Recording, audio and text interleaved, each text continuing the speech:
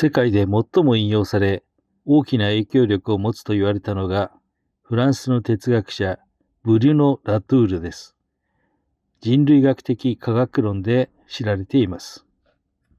その鍵となるのがアクターネットワーク論です。社会とは、人間も人間以外の存在も含んだ一種根高的な関係性が絶えず新たに組み直されるプロセスというものです。人間と人間以外を区別した近代の社会観から発想を転換したのです。この発想はエコロジーにとっても有効でした。しかし、2022年、彼は病に倒れます。ラトゥールはコロナ禍の中でエコロジーを重視した新しい地球時代の政治を構想していたそうです。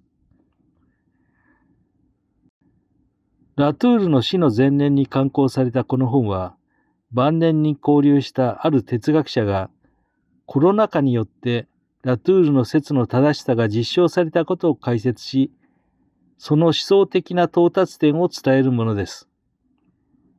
ナンテール大学の哲学者、パトリス・マニグリエさんに本書についてお聞きしました。C'est un livre qui cherche à faire trois choses à la fois. D'un côté, introduire à la pensée de Bruno Latour. Ensuite, introduire à la question qui me semble la question centrale de notre moment présent, aussi bien du point de vue politique que philosophique, que économique, social, qui est la question qu'est-ce que ça veut dire être terrestre? Comment faire remonter notre condition terrestre dans le quotidien de notre existence ici. Et la troisième question, c'est quel usage philosophique et politique on peut faire de la pandémie de Covid-19 qui a mis au jour une certaine forme, on pourrait dire, de la mondialité, c'est-à-dire du caractère mondial, du fait que à travers les frontières, à travers les continents, à travers les langues, à travers les cultures, eh bien nous nous retrouvions synchronisés d'une certaine manière dans l'expérience de la pandémie, certes de manière très inégale et très différente, mais quand même malgré tout pour la première fois dans l'histoire de l'humanité, je pense, un nombre considérable, plusieurs milliards d'êtres humains ont été soumis au même type d'action gouvernementale qui était en fait ce qu'on a appelé le lockdown en anglais, quoi. Donc, qu'est-ce que ça veut dire au regard de l'histoire de la mondialisation finalement? Et je crois que la leçon à tirer de la pandémie, c'est justement que ce qui nous rassemble au niveau mondial, c'est notre condition terrestre. Et ça, c'est quelque chose que la mondialisation néolibérale n'avait pas anticipé. Le néolibéralisme est au fond un concept, d'une certaine manière, de la mondialisation, mais c'est un concept de la mondialisation qui a évacué sa propre condition terrestre. Et d'une certaine manière, cette condition terrestre fait retour, elle revient, au sens d'un retour de refoulé, au sens de la psychanalyse de Freud, elle revient dans des expériences comme l'expérience de la pandémie. Donc je dis qu'elle est au fond à la fois une métonymie et une métaphore du réchauffement climatique. Une métonymie parce que d'une certaine manière, c'est une partie du processus dont le réchauffement climatique est une forme plus grande et dont d'une manière générale, l'effondrement de la biodiversité et l'atteinte de différentes limites planétaires sont la forme complète, c'est-à-dire le fait qu'il n'y a pas de place sur Terre pour le projet néolibéral. Et c'est aussi une métaphore parce que ça nous aide à penser justement qu'est-ce que ça veut dire être ensemble ou être dans un monde global. Et donc, vous font les trois aspects, c'est-à-dire la question de la tour, la terre et la pandémie, se réunissent dans une question qui est la mienne, qui est qu'est-ce que ça veut dire au fond vivre dans un monde global? Qu'est-ce qui nous unifie?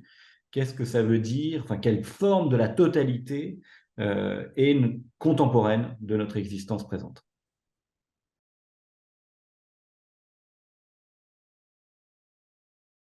J'ai rencontré l'œuvre et la personne de Bruno Latour aux alentours des années 2010, à la suite d'un travail que je faisais, au fond, sur la question du comparatisme en anthropologie en particulier, autour de ce qui s'est nommé à un moment le tournant ontologique en anthropologie, avec des figures comme Philippe Descola, Eduardo Viveiros de Castro, qui est un anthropologue brésilien, Tim Ingold, qui est un anthropologue de langue anglophone, Marilyn Strathern, enfin, un certain nombre de Roy Wagner, un certain nombre disons, de figures de l'anthropologie contemporaine ont renoncé, on va dire, à décrire leur activité comme une description de différentes cultures. C'est-à-dire, on pensait que l'anthropologie devait cesser de se décrire à travers la notion de différence culturelle et mis en avant l'idée sur laquelle, au fond, les différences sont des différences vraiment de mode d'existence. Donc certains disent de nature-culture, d'autres disent d'ontologie, d'autres disent de mode d'existence, mais on voit bien que l'idée, c'est que la réalité elle-même est plurielle. Et donc ça, pour le philosophe que j'étais, qui est depuis très longtemps intéressé par la question de l'anthropologie, parce que je suis un spécialiste du structuralisme, dont l'héritage est de Saussure pour la linguistique, mais aussi surtout de Lévi-Strauss pour l'anthropologie. C'est ce mouvement-là qui m'a amené à m'intéresser à tout ça. Et donc, bon, cette nouvelle version, disons, de l'anthropologie contemporaine impliquait quelque chose de philosophique, qui est l'idée sur laquelle l'être n'est pas univoque, n'est pas universel, l'être est multiple, lui-même multiple.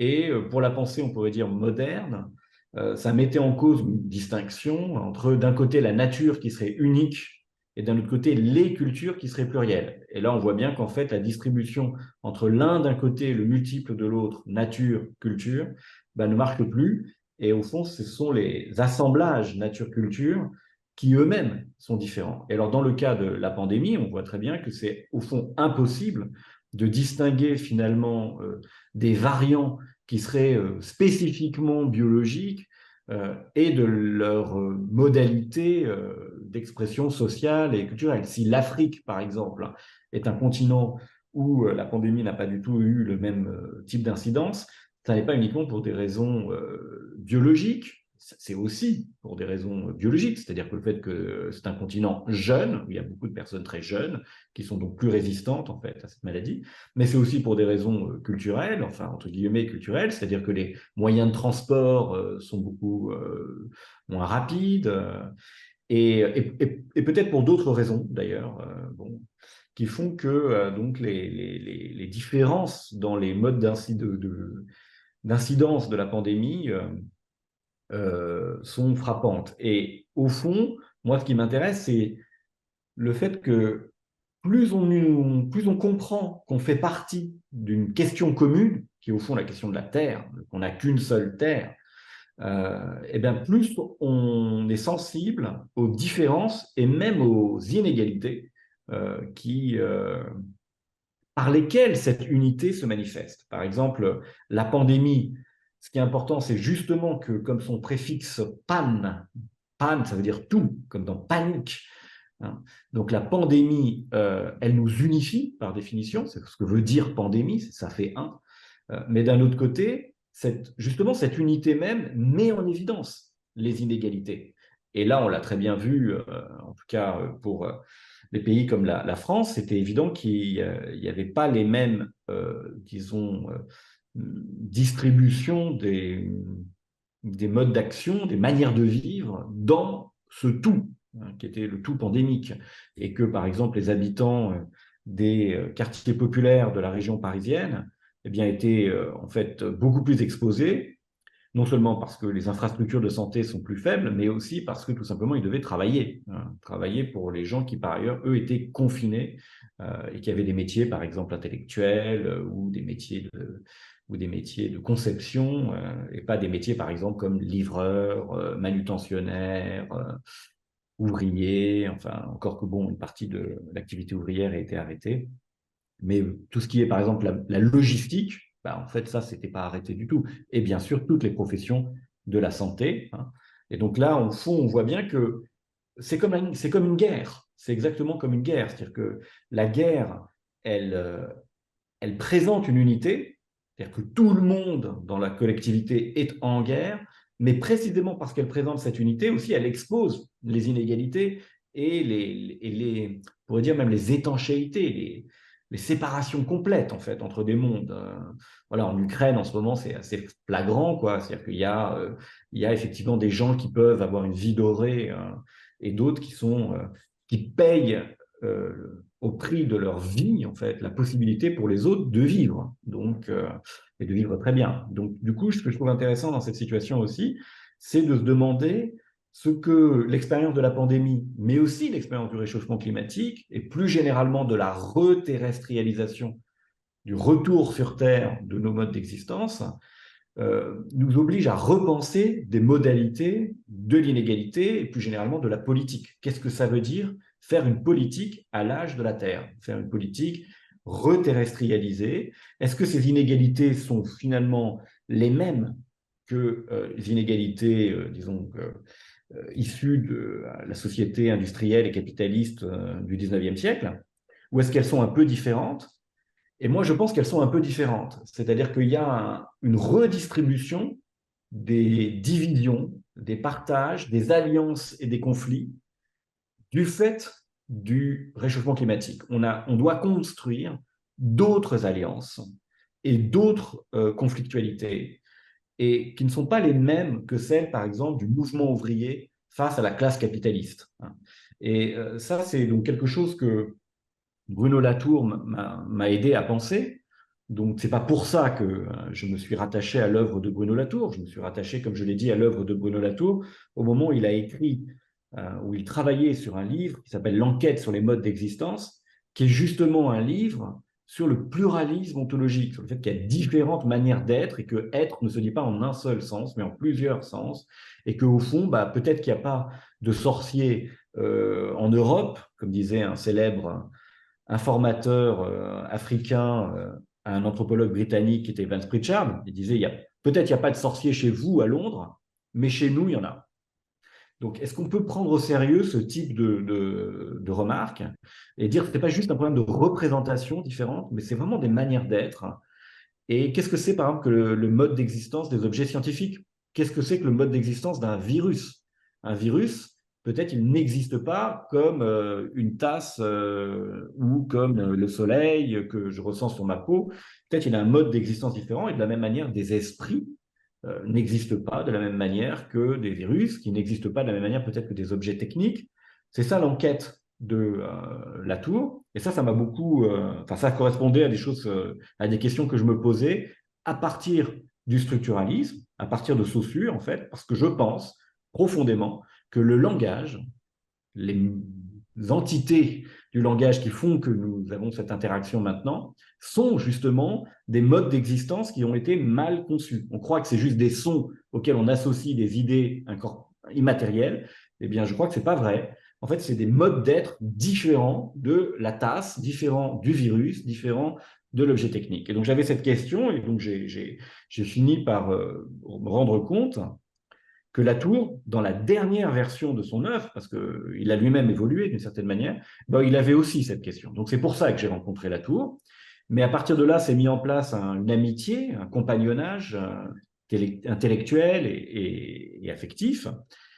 Et j'ai appris énormément de Latour, et j'ai notamment d'ailleurs appris à comprendre l'enjeu de la terrestrialité que je n'avais pas les moyens d'appréhender complètement avec ma notion de structure, avec mon structuralisme lévi-straussien.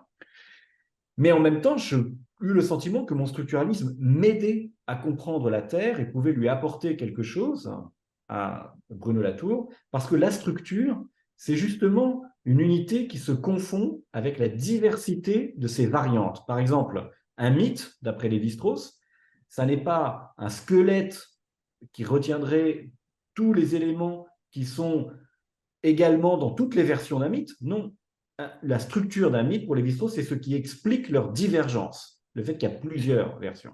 Donc, c'est en fait fait de différences. Et je crois qu'on peut dire la même chose de la Terre aujourd'hui. L'unité de la Terre, elle est exactement ce qui fait qu'on est terrestre différemment les uns et les autres. Et donc, le système ou la matrice des différences de terrestrialité constitue l'unité de la Terre. C'est ce que j'appelle la Terre structure. Voilà. Donc c'est comme ça que j'ai rencontré Latour, mais aussi Latour non seulement m'a appris au fond, m'a introduit à cette question de la Terre à travers la question du réchauffement climatique et de la catastrophe écologique globale, parce que au fond, la question écologique jusqu'à récemment était une question c'est des questions qui étaient plus locales finalement. Avec le réchauffement climatique, avec la question des limites planétaires, la dimension globale est devenue absolument incontournable. Et j'ai vite perçu que cette dimension planétaire constituait un ressort critique par rapport notamment au capitalisme, qui était irremplaçable. C'est-à-dire que la critique du capitalisme avait été un peu désactivée par le néolibéralisme, mais si on montrait qu'en fait, il n'y avait pas d'espace terrestre pour le capitalisme tel qu'il existe, eh ben, en fait, c'est un outil critique qui nous permet de repenser, qui nous oblige à reposer la question, est-ce que vraiment le capitalisme est l'horizon du déploiement de nos activités sur la Terre? Et je pense que la réponse est non, en fait. Il ne peut pas l'être, parce qu'il n'y a pas de place pour ce capitalisme. Peut-être qu'il y en a d'autres, mais celui-là, en tout cas, tel qu'on le connaît depuis l'origine, il n'a pas d'avenir, tout simplement. Donc, il ne peut pas être promesse d'avenir.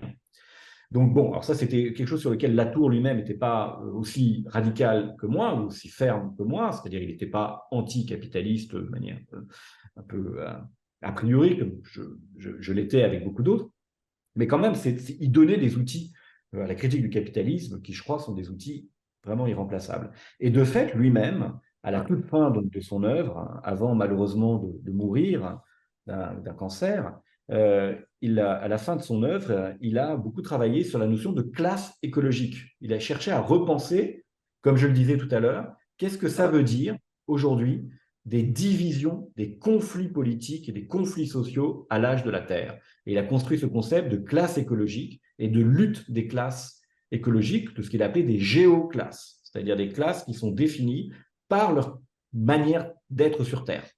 Et donc, par exemple, on pourrait dire que ce n'est pas parce qu'on appartient à la même classe sociale, d'une certaine manière, qu'on appartient à la même classe géosociale. Par exemple, des gens qui ont une vie, on va dire, de la bourgeoise dans des quartiers relativement privilégiés à Paris aujourd'hui, peuvent en fait avoir un mode de terrestrialité qui est très différent, hein, en fonction, par exemple, disons, prenons un indicateur qui n'est pas parfait, mais qui est quand même, qui a le mérite d'exister, qui est ce qu'on appelle les émissions carbone.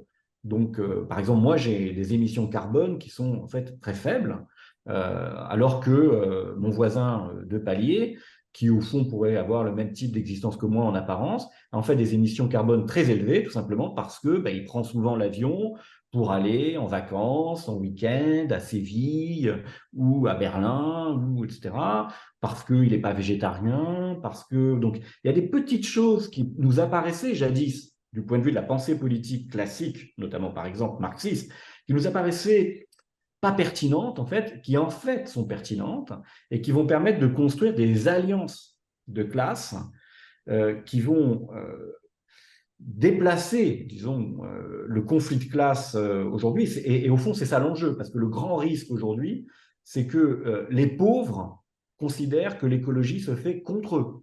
Donc, c'est ce qui s'est passé en France, avec notamment le mouvement des Gilets jaunes, où on a bien vu que la question écologique s'est superposée sur la question sociale, puisque des gens se sont révoltés contre l'augmentation du prix du pétrole, contre l'augmentation des taxes sur le pétrole, ce qui est en soi plutôt une bonne chose, que le pétrole coûte plus cher, parce que de fait, il coûte plus cher. Son prix social et réel, matériel, est infiniment sous-estimé, quoi. Ce qu'il va falloir réparer à cause du pétrole est énorme, en fait. C'est comme voilà, le tabac, enfin, ça coûte très cher, en fait, à la société.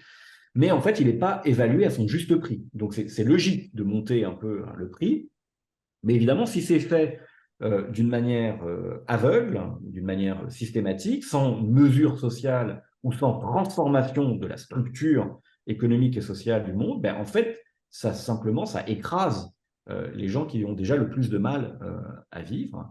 Et donc, il faut créer des alliances de classe qui soient diagonales par rapport à ces alliances-là. Sinon, le risque, effectivement, c'est qu'on soit pas capable de construire un mouvement écologique de masse. Et c'est ça l'enjeu. Et ça, je veux dire, Latour le dit simplement, et c'est très clair, et c'est très vrai, dit, bah, au fond, l'enjeu écologique aujourd'hui est le même que celui du mouvement ouvrier en 1840. C'est de construire une transformation politique absolument gigantesque. Mais pour ça, il faut construire les bases sociales qui vont soutenir cette transformation politique. Sinon, bah, évidemment, il y aura rejet de toutes les parties de la société. Donc, il faut construire des bases de classe. Et ça, c'était assez amusant de voir que quelqu'un comme Latour, qui n'était pas du tout un esprit marxiste, qui n'était pas du tout formé à l'anticapitalisme, retrouve cette notion de classe et de lutte des classes pour penser la situation politique contemporaine. Donc, voilà comment, finalement, mon parcours avec Latour s'est verrouillé. Donc, dans ce livre, j'essaye de montrer en quoi, à travers la pandémie, on voit la pertinence des propositions que Latour fait sur les classes géosociales, parce que là, on voit effectivement dans la pandémie que la stratégie des États a été précisément de faire semblant qu'il n'y avait pas de différence de classe pandémique, on pourrait dire. On a fait comme si il fallait simplement sauver l'appareil productif en mettant beaucoup d'argent public, en compensant les pertes financières. Et en fait, cette manière de faire comme si tout le monde devait, en quelque sorte, recevoir de l'argent, a aggravé de manière extraordinaire les inégalités, notamment en fait les inégalités entre le capital lui-même et le travail, mais aussi au sein du travail, les inégalités entre différents types de travail, au lieu de prendre occasion de cette pandémie, de ce moment de mise en crise de l'appareil productif, pour savoir justement qu'est-ce qui, dans cet appareil productif, méritait d'être soutenu et qu'est-ce qui, au contraire, devait être abandonné. Et faire ce travail aussi en invitant la population, c'est ce que Latour proposait, ce qu'il appelle les cahiers de doléances, comme pendant la Révolution française. Donc, c'était l'idée d'inviter la population, chacun et chacune, dans son coin, à se demander de quoi il peut se détacher et à quoi il pourrait se rattacher, quels alliés inattendus il pourrait peut-être trouver, et quels ennemis, en fait, d'une certaine manière incontestables, il reconnaît comme étant les siens ou les siennes. Donc ça, c'est le travail que Latour proposait. Et c'est un travail, à mon avis, très intéressant. C'est-à-dire que Latour a essayé d'envisager quelles seraient les formes politiques adaptées à une situation, à la situation écologique, c'est-à-dire à la situation, disons, de l'atterrissage forcé de nos modes d'existence. Et là, un peu comme Rousseau, moi je trouve, et un petit peu comme Rousseau au XVIIIe siècle, qui a essayé d'imaginer de manière utopique des formes d'organisation politique comme finalement un nouveau type de parlementarisme, la notion de volonté générale, des choses comme ça. Rousseau a imaginé, c'était une utopie au fond, c'était un rêve, quoi. Hein, et Rousseau a imaginé les formes politiques adaptées à l'âge, on va dire, au début de l'âge des masses, finalement, en tout cas de la démocratie. Mais je crois que Latour, c'est un peu le Rousseau d'aujourd'hui, c'est le Rousseau de la question écologique. C'est quelqu'un qui a essayé d'imaginer quelles étaient les formes, au sens vraiment artistique du terme même, c'est-à-dire quel mode de visibilisation, de représentation, de sensibilisation, de perception, d'esthétique, quoi.